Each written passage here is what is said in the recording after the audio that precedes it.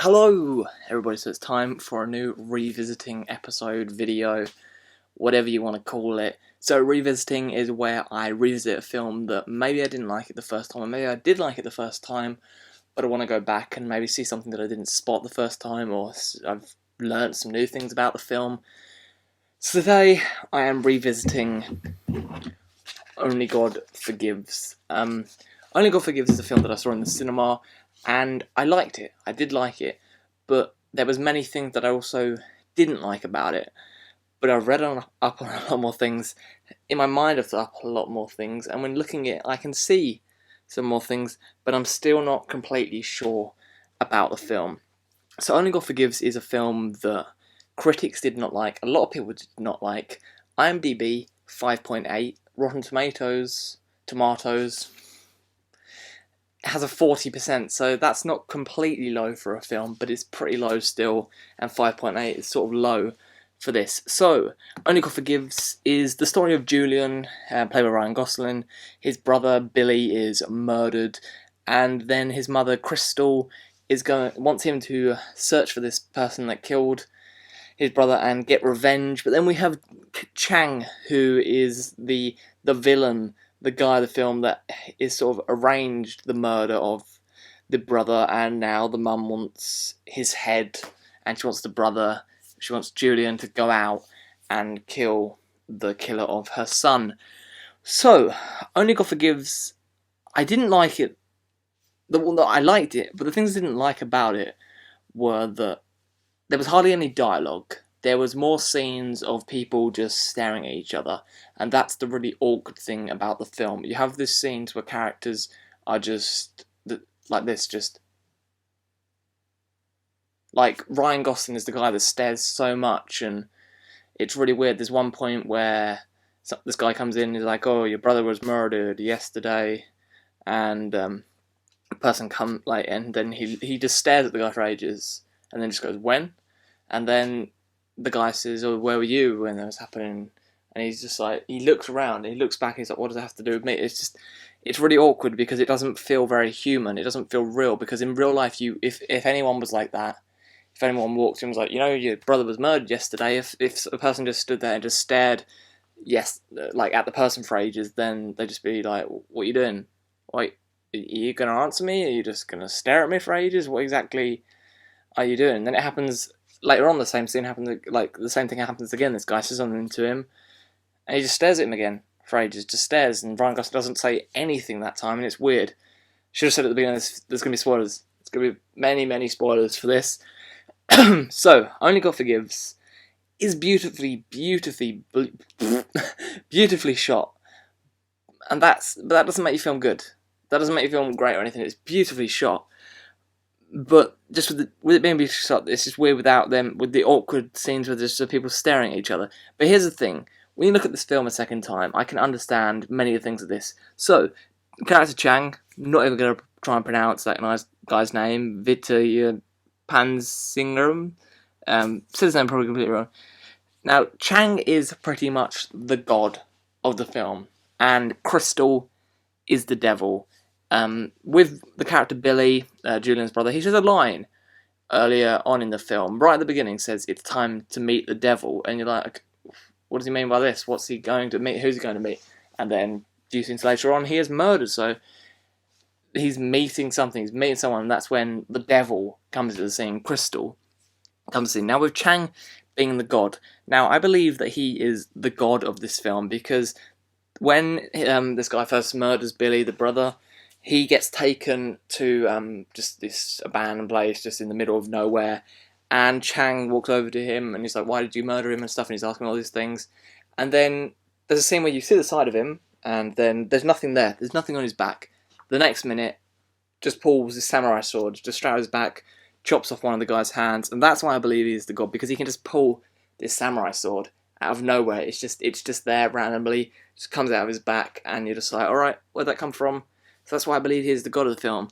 I believe that Crystal is the devil of the film, because she is the one that brings all the shit and all the things, like with the brother being murdered, Julian doesn't want to really go out and kill, because the brother is a terrible person. Billy is a terrible person. He raped and murdered this girl, and Julian thinks that the brother deserved it.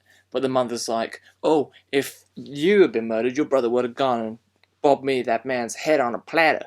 That's not even how she speaks, but that's how she feels. She feels that Billy didn't do anything wrong. He didn't do anything wrong, and that the man that killed him should be killed. And she just brings all the horrible things to the film, and that Julian must go out and sort this all out. But she's getting in the way of things, and all these crazy things are happening, all because of her. And she is getting people killed because of this, because she's put a hit on this guy, and people all know the mother as well, and she's putting all this hit on these people. And these people are getting murdered along the way. There is an ice pick scene, an ice pick torture scene, that I think I saw more with the scene this time, because there's just with him being with Chang. Chang is the one that does the ice pick torture scene, and with him being God again, he tells all the women in the room to close their eyes. Now this may seem stupid for me to say, and but I feel that with this scene, it's sort of saying that he's doing God's work, and people should close their eyes to God's work. So with this part, this also adds in something else. With this guy he gets the ice picks in his hands, gets ice picks in his legs. This is a scene that in my cinema the audience were completely shocked by it. It is a very horrible, disturbing scene with what it does, and is one of the most horrible torture scenes I've seen in a film. But it works for what it does. And with me thinking this, you have the like speak no evil, see no evil, and hear no evil. Now you have the see no evil because this guy gets his eyes sliced completely out, and you have the camera right on his face, and he gets his eyelid sliced completely out, and it's horrible because you just see this completely on screen with the slice in there, and then he gets an ice pick straight in his ear. And yes, that is what Chang does, and it's horrible. Now, with Chang being God, his people get murdered, his family gets murdered pretty much, and Chang is going out to do this thing, because Julian is the saviour of Chang. He helps out Chang, because this guy's about to murder Chang's daughter, and Julian goes in and shoots this person. So, I've mixed about things of the film, but this, when it was first released, was meant to be that it was just going to be a kickboxing film, and that it was just that the character Julian was going to be a police officer, and he was going to be doing something out, do Thai boxing and stuff like that. Nicholas Winding Refn, the reason we moan about there not being much dialogue is because Nicholas Winding Refn says he doesn't like to write dialogue. He likes to have more of a creative image on screen and see the stuff on screen and have it work that way. He has a very, very good filmography. I think he has some really great films. Push Trilogy is incredible. Bleeder is really good, and just Fear X is a film that's not completely great, but it's still a good film. The Fear X is the one that almost messed up his career. Van Halen Rising has no dialogue, but is still a pretty good film. Drive is one that has very little dialogue. It has also the awkward scene where people do stare at each other, and then they say hi to each other. It's just, that's the thing. He doesn't like to write much dialogue because he likes to have a more of a creative thing to the film, where with the imagery working to tell the story. Now, can I understand that? That's breaking the conventions of many other films, and that's what Only God Forgives, I think, was trying to do in a way, with breaking conventions of characters don't always have to talk. They can do other things. It can be more by the imagery in the film. Now, here's the other thing that I want to speak about, with Crystal being the devil and Julian wanting to get rid of his sins. So Chang kills Crystal, and Julian finds her dead. He has a samurai sword that he stabs into her. He then gets his hand, and I don't know why he does this in two scenes as well. He does it there's a weird dream sequence scene where he gets his hands chopped off, but he goes really, really slowly with his hands like that, for just slowly for ages. He then puts his hand inside her stomach, and I don't know if it's because he wants to put his sins onto her, get rid of his sins by putting his hand in her stomach, but it's a very weird scene, and apparently that is a scene that Ryan Gosling said he wanted to do himself. It wasn't Nicholas Winding Refn's idea, it was Ryan Gosling's idea to have him put his hand inside her stomach. So, yeah, I think there's some few improvised things here we're making, because Nicholas Winding Refn said again that he doesn't like to make storyboards, he just likes to do it as it is filmed, and I can understand that. I'm someone that I've done storyboards on 2 films, short films that I've done, and I haven't done storyboards ever again.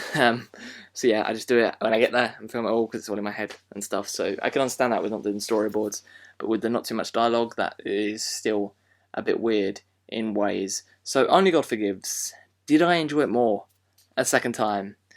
Yes, I did enjoy it.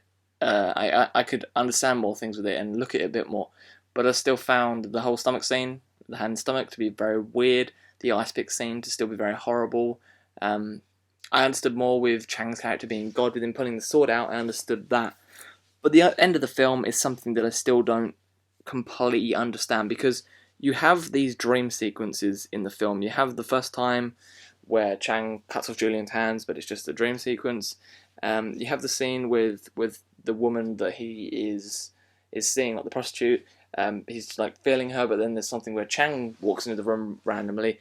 Then the end of the film, it's very bright lit and it's outside, and it sort of looks like it's meant to be a dream sequence because of what else, because of the dream sequences in the rest of the film. So it's where Julian puts out his hands and he's looking. Someone in line said that he's looking like a monk for this scene. I'm not sure if to completely think about that. But when you look at it, you can understand that, but he's putting out his hands and he doesn't really feel anything anymore. It's just, and that's where you see the sword go down, but you never know if Julian really gets his hands cut off, because then it goes into Chang doing karaoke. You see Chang doing karaoke 3 times in this film. Yeah, he enjoys his karaoke. So I remember the audience in my cinema being like, really?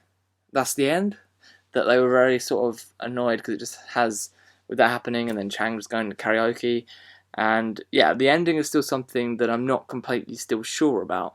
And if people can tell me what the ending is exactly meant to mean, like with that monk thing, I can sort of understand, like it's weird, like he's got his hands out, stuff like that, and he's about to get them chopped off and stuff, but you never know if they do actually get chopped off and if it is a dream sequence. There's also the other scene where you don't know if that's a dream sequence as well, with I'm not sure what it's meant to be, but it's where Julian walks into a room, the 2 guys are speaking, he smashes a glass in one guy's face and then punches another guy and then takes him out and drags him along by his teeth. Yeah, but also the fight scene in this, I've heard that some of that was real with Ryan Gosling getting punched, and I think there was something there, but he agreed to it and everything. The soundtrack is still absolutely incredible, and the score on that fight scene is still absolutely incredible. So I think after Drive, people were expecting another sort of film like that, but this is a very, very art house film, and I don't think people were really expecting that. Definitely my audience weren't expecting that, because so many people in the cinema on that torture scene had their hands over their eyes. I don't think they're expecting that to happen, because with Drive, there was the violence and stuff in there, but there wasn't as much violence as Only God Forgives has.